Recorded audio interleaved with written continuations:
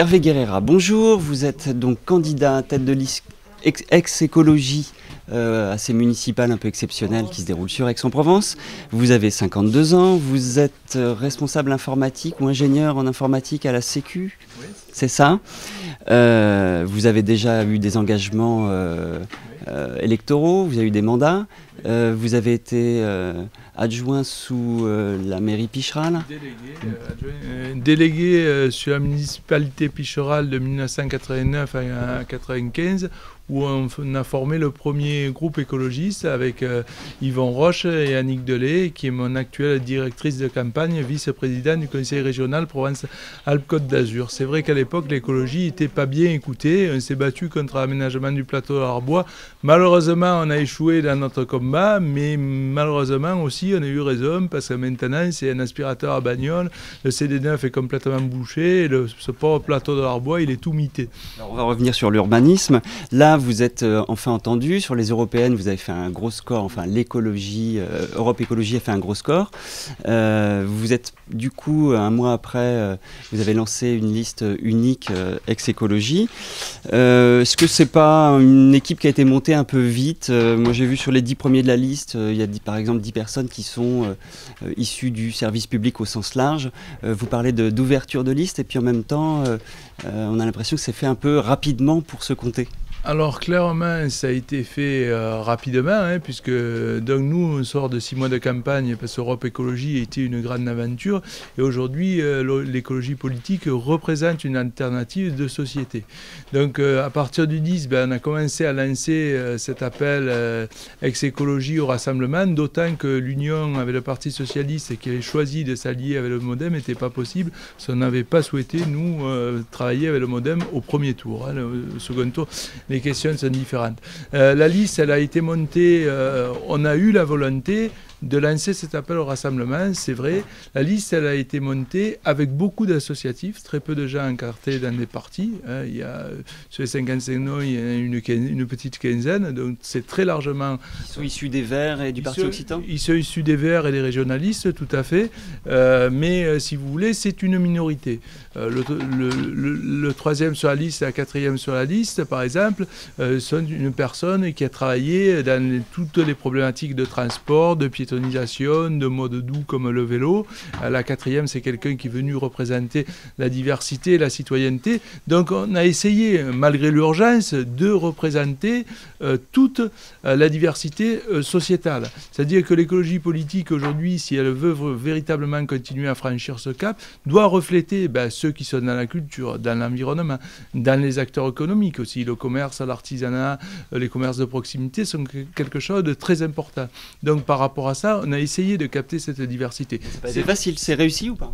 Je pense que c'est réussi, c'est globalement réussi. Avec plus de temps, on aurait bien entendu pris d'autres contacts et sans doute fait mieux. Bon, l'urgence est imposée et je crois qu'il faut le dire, l'écologie politique, les écologistes n'aiment pas être dans cette urgence-là. Ils aiment bien prendre le temps de la réflexion. Bon, c'est pas le cas. Il y a une élection qui va se dérouler vite. J'ai l'impression qu'il y a plus un projet qu'un véritable programme sur votre matériel que j'ai vu sur Internet.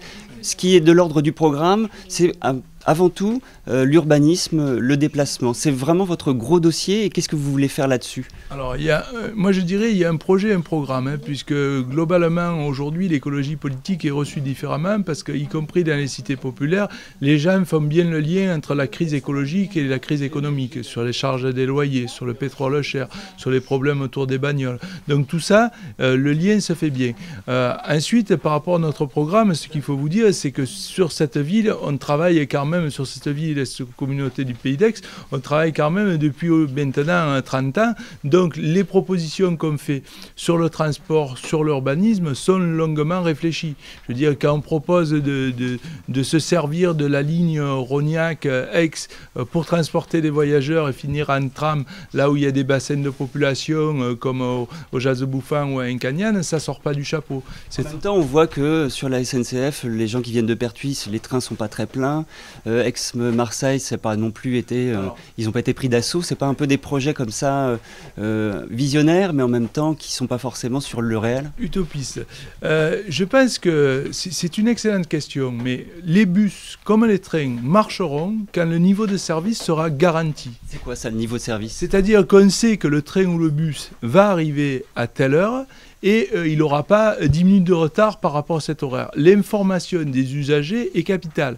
Quand ils seront efficaces, c'est-à-dire par exemple quand les couloirs de bus seront terminés et que les voitures attendront quand alors que le bus passera. Ça, ce sont des éléments visibles, tangibles. Mais les trains arrivent à l'heure. Pas tous, hélas. Je pense que la SNCF, mais c'est une très bonne question, la SNCF met beaucoup trop de moyens sur le long terme, c'est-à-dire le TGV, et pas assez sur la proximité. Or, on sait que les enjeux par rapport au développement soutenable, par rapport aux problèmes de pollution, qui sont terribles avec une cuvette, une des villes les plus polluées d'Europe. Donc, si vous voulez, on sait que la solution sont dans la proximité, dans les TER, dans des bus efficaces. Donc, il faut travailler avec la SNCF pour que des moyens soient véritablement mis par rapport à ça. Par rapport à la circulation étudiante, c'est quelque chose de fondamental. Nous, on veut éloigner les voitures des étudiants, mais en même temps, leur offrir des alternatives. Et pourquoi pas, vu qu'on sera dans la contrainte, travailler sur la gratuité. La gratuité, c'est pas la solution a priori. La solution a priori, c'est l'efficacité. Il faut que les trains roulent, il faut qu'ils soient à l'heure, et pareil pour les bus. Et par exemple, il faut travailler sur les bus de nuit, il faut travailler avec les cinémas, avec les salles de spectacle, pour dire que on peut aller au cinéma, les salles de spectacle, et repartir en bus. Et ça, c'est vrai pour le centre-ville comme pour les quartiers, parce que la culture ne doit pas être réservée à un seul endroit d'Aix. Elle doit aussi être présente sous biais de petites salles, sous biais de manifestations, dans les quartiers et dans les villages d'Aix.